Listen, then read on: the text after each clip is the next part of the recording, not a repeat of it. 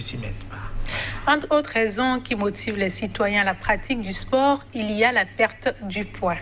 On en parlait et nous allons revenir sur la question après avoir suivi un élément de M. Agbangla. Il est consultant en nutrition thérapeutique.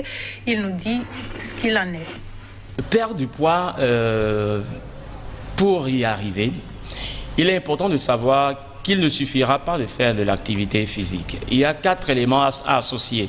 Le premier élément, c'est l'alimentation. Le deuxième élément, c'est l'exercice physique. Le troisième élément, c'est la supplémentation nutritionnelle. Nous n'allons pas forcément en parler. Et le quatrième élément, c'est un état d'esprit. Ces 4 éléments doivent être associés pour un résultat intéressant en matière de perte du poids. C'est un sujet vraiment sérieux et je n'encourage pas quelqu'un qui n'est pas en mesure de faire du sport pour toute sa vie, de commencer par faire du sport juste pour perdre du poids. Parce que perdre du poids, c'est un couteau à double tranchant. Il faut être prêt à préserver sa santé pour la vie. Ainsi, tu peux arriver à perdre du poids.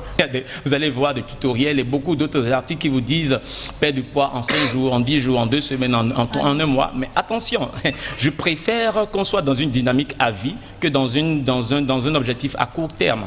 Et donc, une dynamique à vie se dit comment faire pour maintenir sa santé. Quand je sais comment faire pour maintenir ma santé, alors je suis bien prédisposé, je suis bien préparé pour perdre du poids à vie. Une personne de 40 ans ne va pas faire du sport comme une personne de 80 ans. Non.